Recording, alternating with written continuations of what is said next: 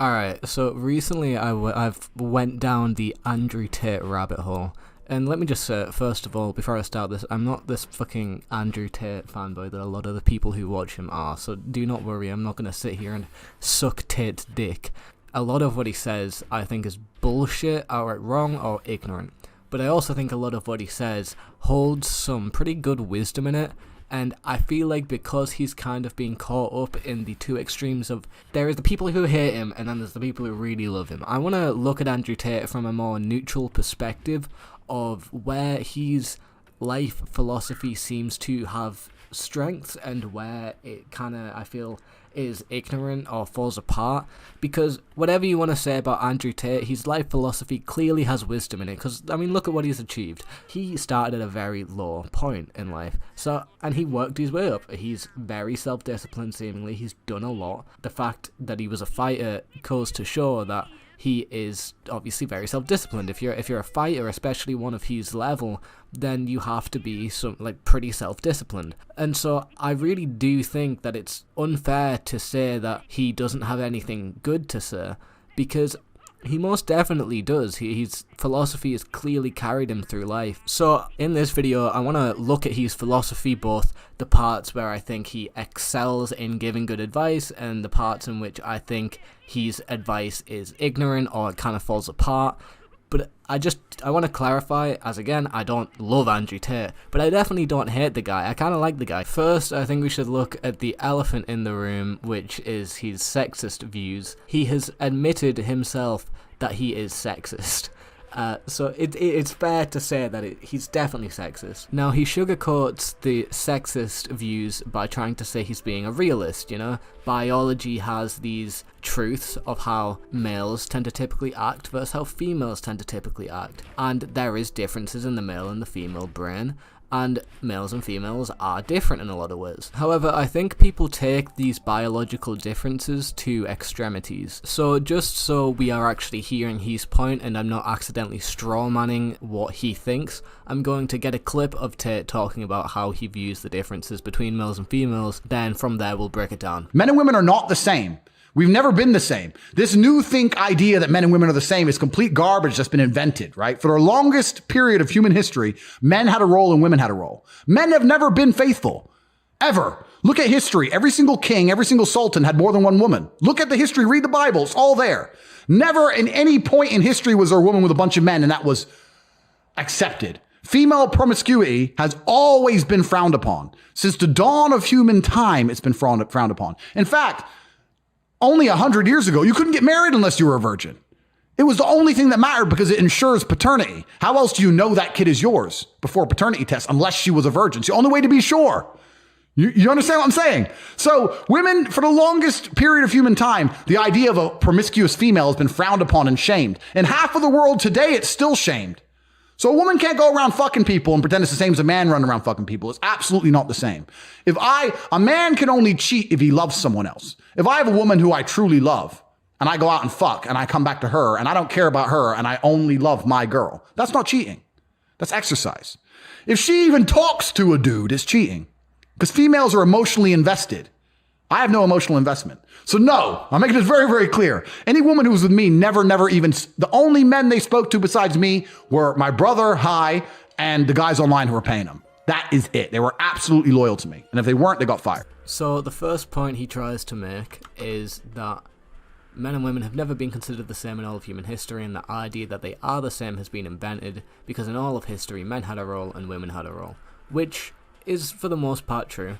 Generally speaking, men have had a specific role, and women have had a specific role. Now, that has not changed, per se. Currently, with the fact that the whole gender debate has sprung up, gender is the social roles in which men and women take. And so, that is one of the big things that is currently being covered in Western politics and in Western social debate. And so, now it's more recognized than ever that men and women have specific roles. Now, there are a lot of people who don't like to recognize the differences. However, if you're going to talk about gender, then you are recognizing there is differences in the roles men and women take on. That's why gender is a thing, because there is social ideas of how men and women act, and they are real, and they're not even necessarily a bad thing. So currently it's being recognized more than ever. The only thing that's changed is that people have recognized that these ideas of the roles a specific person of a certain sex must take on are not concrete to reality. They are an idea. Now, there are biological reasons why women tend to gravitate towards certain things and why men tend to gravitate towards certain things. It's not entirely social and it's not entirely cultural, and anyone who says that they are has not looked at the science of it. There are biological reasons, and they've did studies on this. I think it was in Sweden. They had this thing where they encouraged boys, young children, they encouraged boys to play with typically female stuff, so like, you know, dollhouses and shit. And then they encouraged women to partake in play that are typically assigned to boys, so things like, I don't know, fucking fire trucks, I don't know, you get the point. But when they took away these restrictions on only allowing the male children to play with the female children's toys and the female children having to play with the male children's toys, when they took away these restrictions, the women automatically gravitated towards the typically female player, and the male children gravitated back towards the typically male player. There is definitely biological differences that cause men and women to be gravitated towards separate things and act in different ways. However, that is a generalized rule. While it is common and while it is typically the case, all we are recognizing now is that it's not mandatory. There are differences that are typically seen. However, in history, if you did not go with the typical behavior, then it was reprimanded heavily.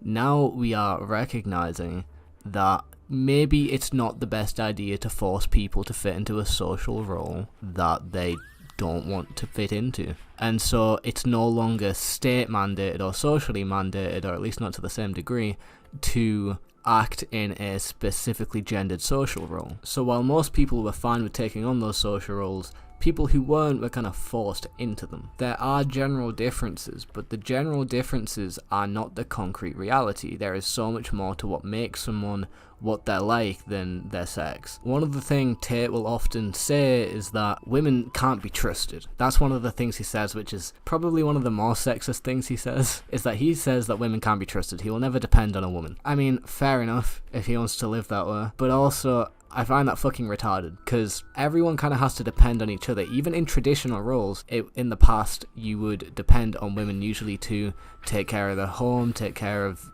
the kids, take care, you know, that was the roles they were assigned to. They were being depended on to do a certain thing. It's not at all shown in history that women can't be trusted with certain things. Now, women didn't tend to be conquerors, for example, but also they weren't really given the opportunity. If we were going to constantly depend on what we did in the past to dictate what we do in the present, society would never progress. Ever. Then he makes the claim that men can't cheat because when a man cheats, he's not emotionally attached, whereas when women cheat, they are more emotional, so they're emotionally attached. That's the point he makes. Now, women are more generally, are more emotionally invested in things involving sex or romantic interest. I still don't think this is a good point at all, because women can fuck and not actually care about the guy. Like, same way men can fuck and not care about the woman. There's a reason people have one night stand. If you have a one night stand with someone and then you don't fucking leave them alone, regardless of whether they're a man or a woman, they're probably gonna be like, get the fuck out of my house. Like, that was a one night stand, this isn't a thing. Women can just fuck and not get emotionally attached in that sense.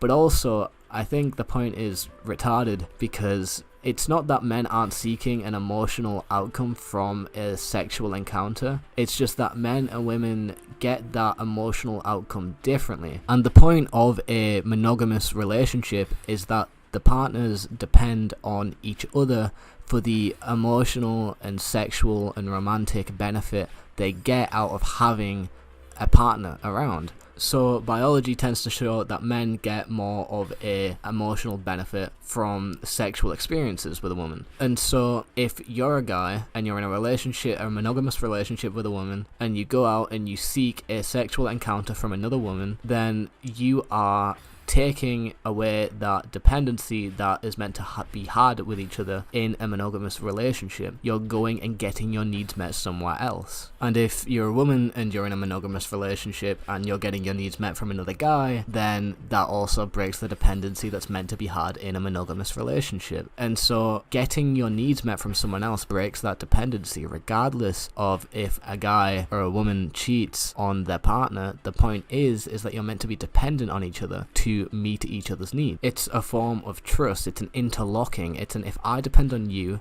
and you depend on me, so we're dependent on each other, then I know that I can trust you so long as you can trust me. And if you want to talk about biology, that trust that you're meant to have in each other is incredibly important if you were to raise a kid. One of the points he makes is that the reason sexual promiscuity among women should not be allowed, and why it hasn't been allowed in history, is because before paternity tests, there was no way to really know if you were definitely the father if a woman cheated if she wasn't a virgin, because how do you know you're the one that fucked her and made her pregnant? But the problem with that is now we do have paternity tests. I don't think I really have to say much more. Technology improves our ability to live in different ways. Now, I'm going to get another clip where he explains his views more in detail, and we'll look at some of the points that I made that he addressed in those other clips, and we'll break them down as well. The difference between me and you is if I'm fucking a whole bunch of women, yeah, I know they're my kids.